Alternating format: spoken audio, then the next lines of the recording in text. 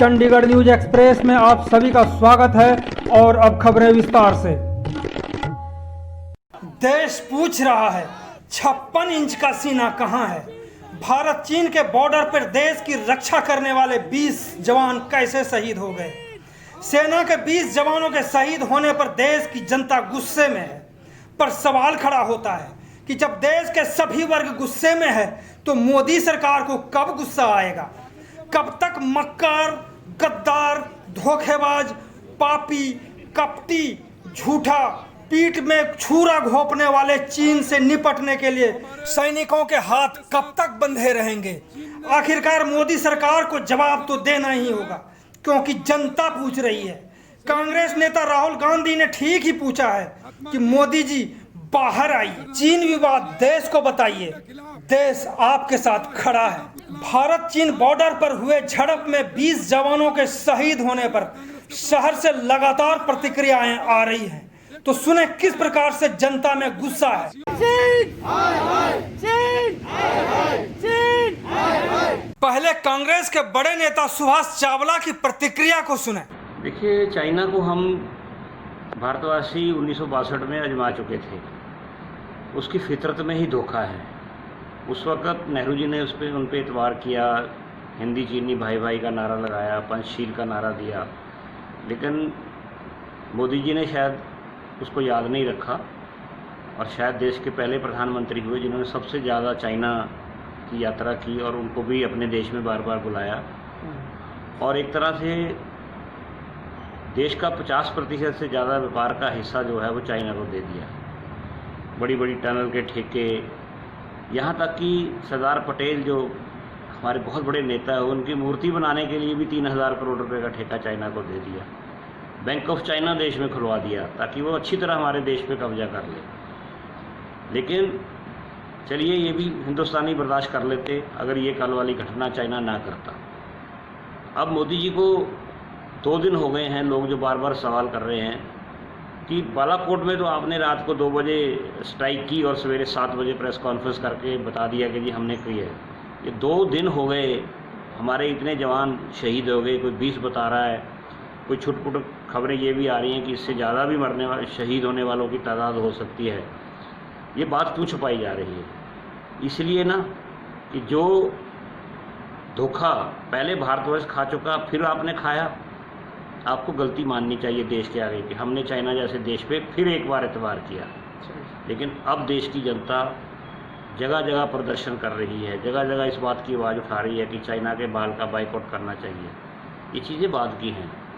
पहले हमें मोदी जी को ये बताना चाहिए, आश्वासन देना चाहिए देश को कि जो चाइना इतना आगे लद्दाख में और दूसरे एरिया में भारत में घुस आया है, कोई 6 किलोमीटर कह रहा है, कोई 10 किलोमीटर कह रहा है, और जनरल पनाग जो फौजों के रिटायर्ड जनरल, उन्होंने तो यहाँ तक बयान दिया कि 60 किलोमीटर तक चाइना जो है वो भारत के अंदर आ चुका है। क्या मोदी जी इस बात का देश को विश्वास दिलाएंगे कि हमारी एक एक की ज़मीन जिस पे उसने कब्जा किया है वो खाली करवाएंगे? बातचीत से करवाएं, लड़ाई से कराएं, युद्ध से कराएं, पूरा देश उनके साथ खड़ा है, पूरी कांग्रेस पार्टी उनके साथ खड़ी है। लेकिन इतना सवाल हम जरूर करेंगे कि आप देश से छुपाइए मत। अगर आपका कहीं पे आपको लगता है कि मेरा इस पे फेलियर है, तो हम इस फेलियर को भी माफ़ करने के लिए तैयार हैं मोदी जी, क्योंकि आज आपका सवाल नहीं, आज कांग्रेस का सवाल नहीं, आज बीजेपी का सवाल नहीं, आज देश की इज्जत मान सम्मान का सवाल है। इसलिए छुपाइए मत, विश्वास में लीजिए और जहाँ कुछ हमारी कमी रह गई है उसको पूरा करिए, आगे बढ़िए, हम आपके साथ खड़े हैं।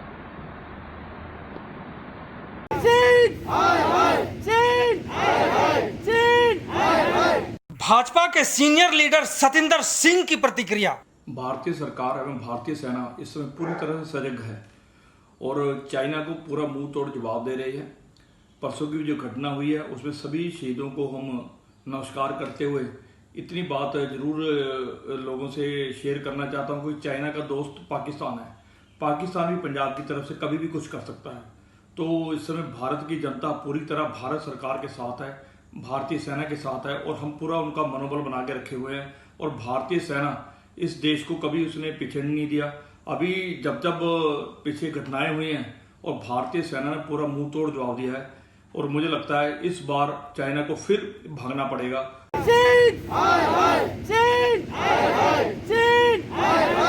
विश्व हिंदू परिषद संपर्क विभाग के प्रमुख पंकज गुप्ता को सुने। लद्दाख के साथ लगती गलवान घाटी में जिस प्रकार चीनी सेनाओं ने LAC का अतिक्रमण किया और निहत्थे भारतीय सैनिकों की हत्या की, यह बहुत शर्मनाक है।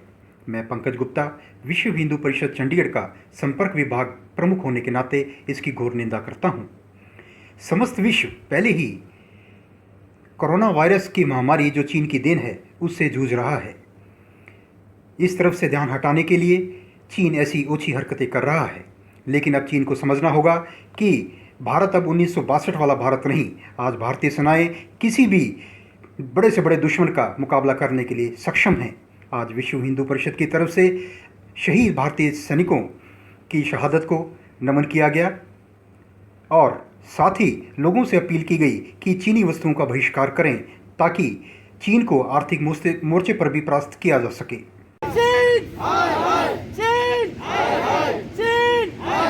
कांग्रेस के नेता यादवेंद्र मेहता ने भी कहा, चीन की सीमा पर शहीद हुए 20 सेना के जवानों को श्रद्धा के सुमन अर्पित करते हैं। आज इसके प्रति भारत में भारी आक्रोश है।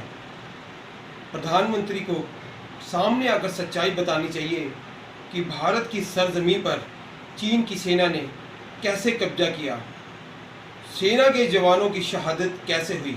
इस चुनौती भरी स्थिति में हम आपके साथ हैं, देश आपके साथ।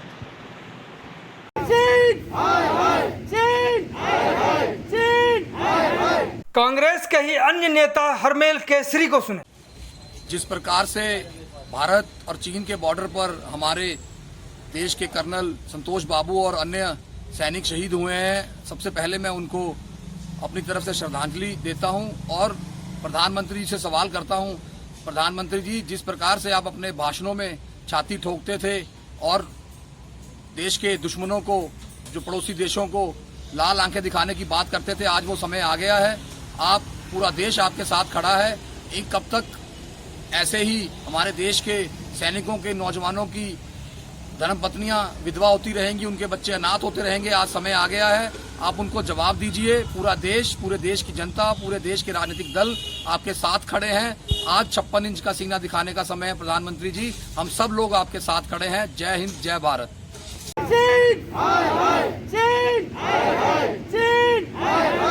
भारतीय मजदूर संघ के प्रधान अजीत सिंह ने भी कहा, चीन को मुंहतोड़ जवाब दिया जाए। चीन का मुकम्मल बहिष्कार करना चाहिए और मैं आह्वान करता हूं भारत की सरकार को कि भारत सरकार हर मुमकिन प्रयास करे कि जो भी व्यक्ति, जो भी देश, जो भी संगठन चाइना का विरोध करते हैं, उन सबको सुदृढ़ करके चीन की इस कुकृत्य का पुरजोर विरोध करते हुए उसे करारा जवाब दिया जाना चाहिए। ये हमारे भारतीयों के दिल में इस बात की टीस है कि हमारे खाता है, हमें चीन, हमारा उद्योग, चीन का 497 बिलियन का उद्योग भारत के सिर पे है, उसके बावजूद भी हमें आंखें दिखाता है। तो मैं आह्वान करता हूं भारत सरकार से कि ऐसे प्रयास किए जाएं कि चीन की इस कुकृत्य का मुंह तोड़ जवाब दिया जाए।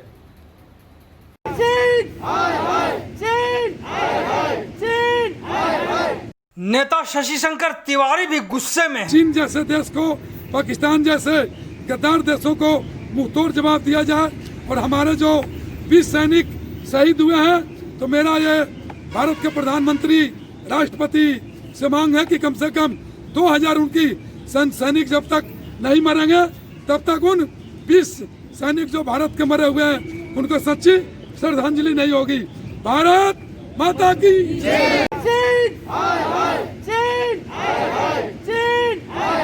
तो ये थी संवाददाता राज सिंह की रिपोर्ट। चंडीगढ़ न्यूज एक्सप्रेस के साथ बने रहने के लिए आप सभी का बहुत बहुत धन्यवाद।